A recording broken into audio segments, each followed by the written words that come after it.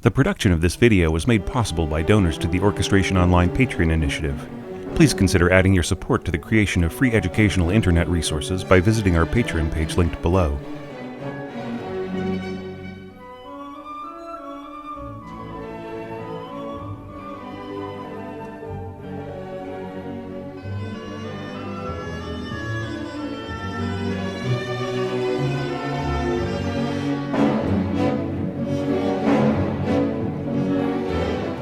Hey there, this is your orchestration tutor Thomas Goss, bringing you a three-part series previewing another chapter from my upcoming book, 100 Last Orchestration Tips, this time concerning a quite magical effect: scoring unison woodwind melodies 2 octaves apart.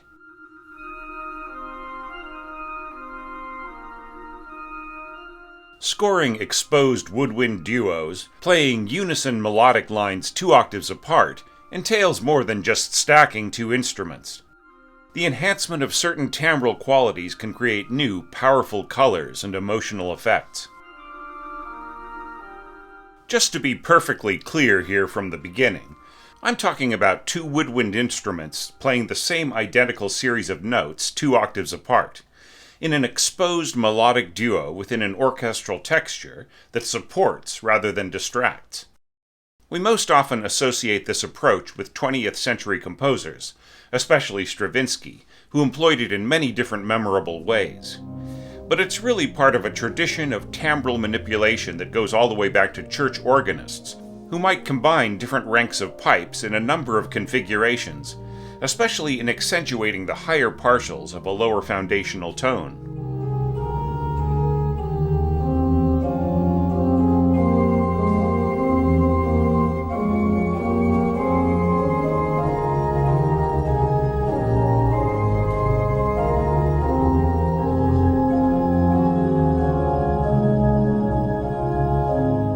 As orchestration evolved, composers started to imitate this sound with the most obvious 2 woodwinds for the task, flute and bassoon in a 2-octave melodic unison, which was a favorite trick of late classical composers like Haydn, Mozart, and Beethoven.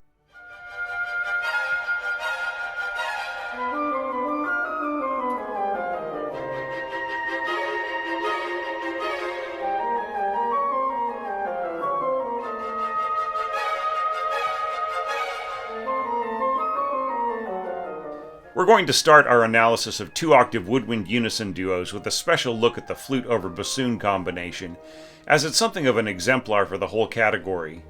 But before we jump into that, let's see if there are general rules of thumb for any such pairing of winds. The first thing we notice about the most well-known examples is that they usually tend toward gentler dynamics. Out of the 15 excerpts I've sourced for demonstration, only 4 are on the strong side of the spectrum. And even then, the composers haven't asked for anything more powerful than mezzo forte or poco forte. And in a way, that shouldn't surprise us, because with a less forceful tone, the players have more room within which to match each other's nuances, inflections, and phrasing. This also implies the need for subtler orchestral textures as accompaniment, and in this regard, we'll see that composers have really exercised their imaginations in providing especially sensitive, evocative scoring as backdrops for these duos. With the focus it requires to pull off some of these combinations, that is exactly as it should be. Giving your players something so tricky to play, and then burying them in a cluttered or surging texture seems very inconsiderate to me. Because these duos are often difficult for the players, not only in dynamics and phrasing, but also color and intonation. This means that you'll get the best results between more balanced registers of your 2 instruments. Combining a naturally subtle register of one instrument with a more resonant register of another usually means that the subtler instrument will be shouted over, even with softer overall dynamics. So try to find the most balanced ranges within the scope of each instrument that can really sing together beautifully. This also means, by the way, that very few pairs of the exact same instrument ideally duo with each other at 2 octaves. Perhaps only clarinets, with their very fine dynamic control across 3 octaves, could provide a more satisfactory result.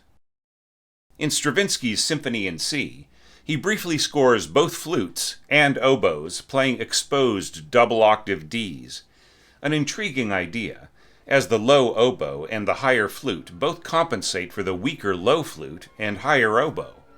But it's still imperfectly balanced in tone, and Stravinsky hedges his bets with octave trumpets and clarinets stabilizing the lower D and providing a middle voice.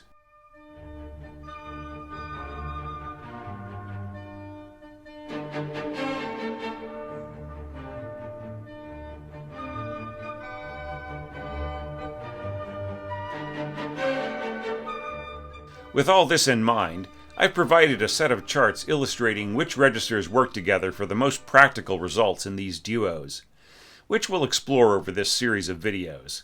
But that just brings up our third and final rule of thumb, asking yourself which instruments work together for what you're trying to achieve. And what is that?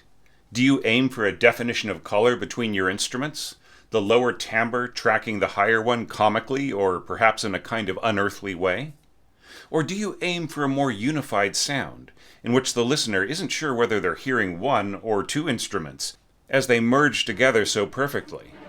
One way or another, you'll have to accept that adding two timbres together like this gives you a very complex unified waveform. And I'll also show you how that looks, and what the effect is musically and emotionally. Now let's jump back to that flute over bassoon combination that I mentioned at the start of the video. Looking at a comparison of their ranges 2 octaves apart, and excluding any notes that aren't possible on both instruments, we can see that the available pitches are actually pretty close in parallel.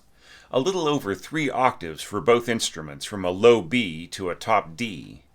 This positions the ideal scope for 2-octave duos across the middle octave and a half, from the mutually available second B up to the third F. As you'll notice if you look through the repertoire, these pitches are nicely balanced across their range from piano to mezzo forte. Of course, pianissimo and forte to fortissimo are totally playable, but a little less ideal in that kind of perfect matching of color and nuance which makes this duo so magical.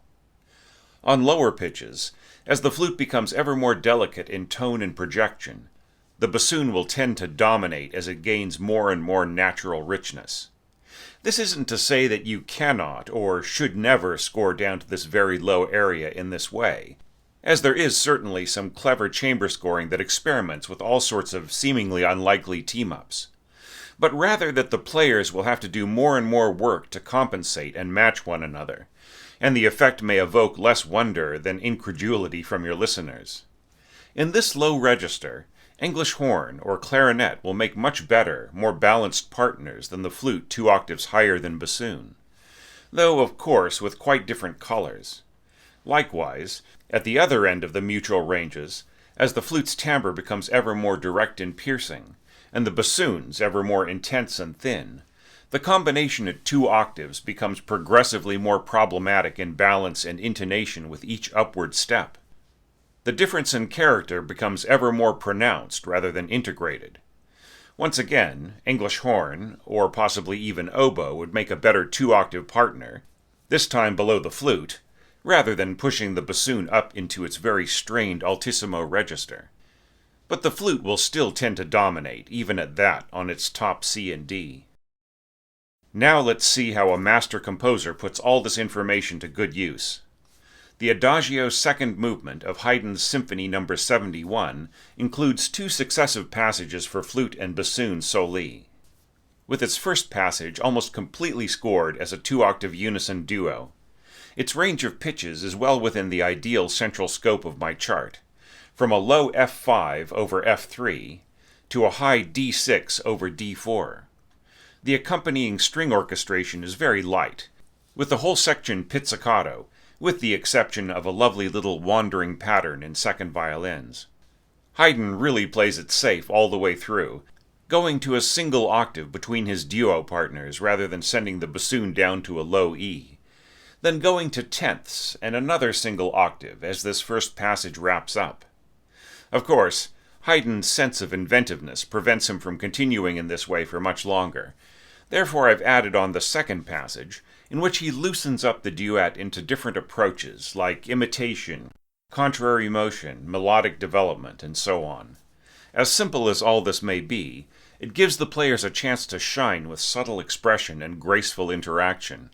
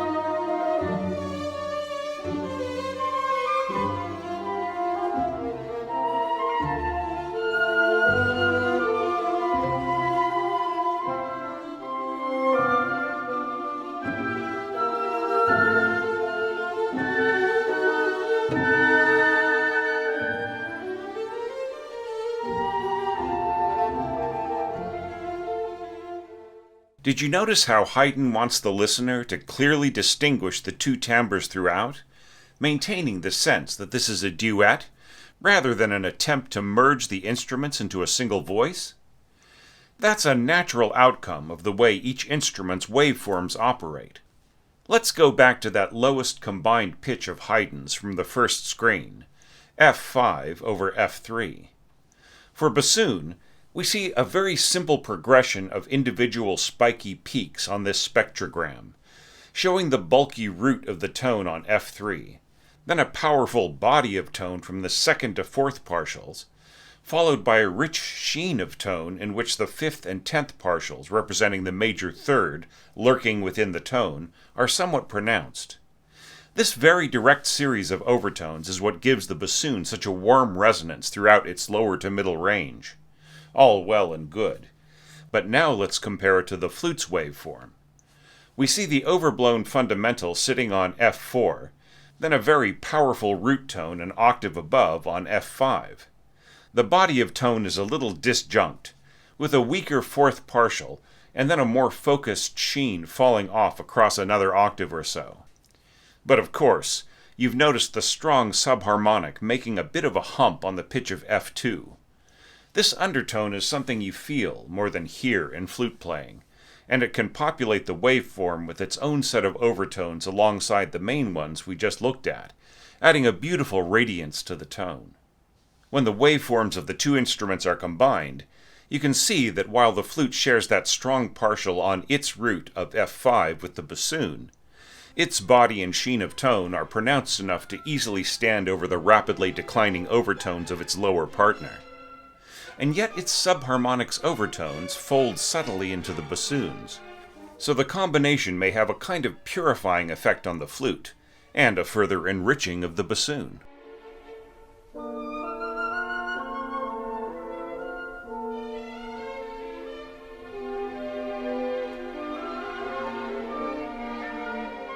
But that's not the only example of a flute family member playing a two-octave unison duet with a double reed instrument. There's also Piccolo over oboe, which literally takes things to a whole new level, in several different ways. In this chart of mutually available pitches, we can see that while there's less wiggle room on either end, the ideal range is about the same as flute over bassoon, about 12 notes or so, nicely matching from lower, richer notes to higher notes more intense on piccolo and a little thinner and pointier on oboe. Probably anything you throw at these notes from piano to forte will balance quite well, though the piccolo may get a little uncontrollable on those top two notes of G and maybe A, with forte accents and crescendo.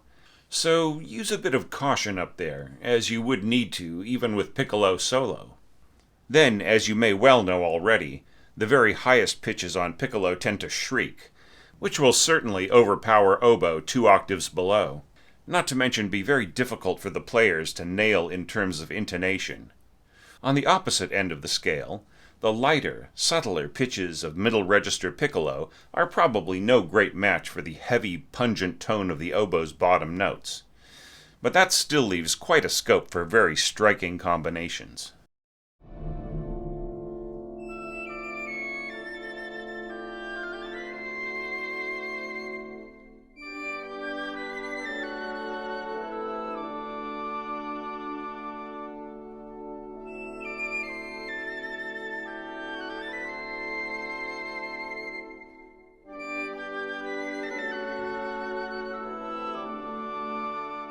Though both instruments certainly played with individuality in that last excerpt, you could probably hear that at times the piccolo seemed to be a kind of adjunct to the oboe, exaggerating its overtones to an extreme.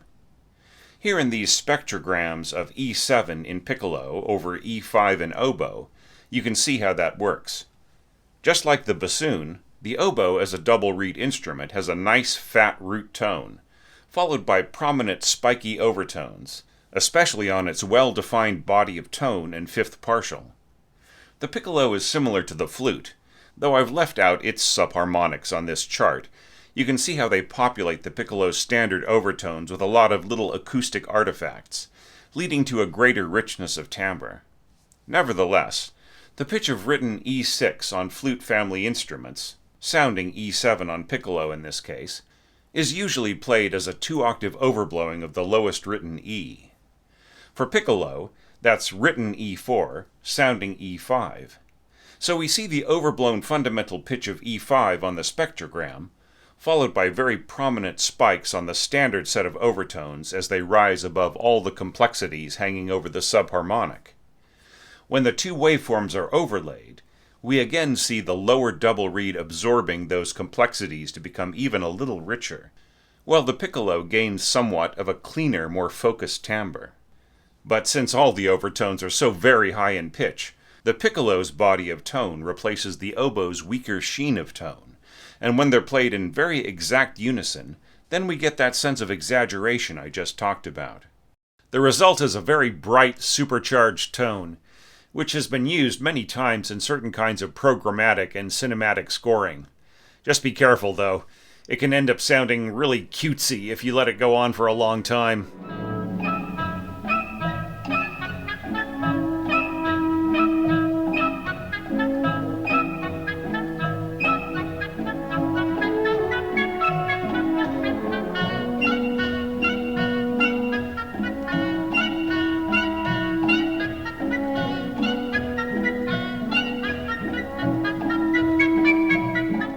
This is just scratching the surface, which is why I have 2 more videos planned for release over the next few weeks.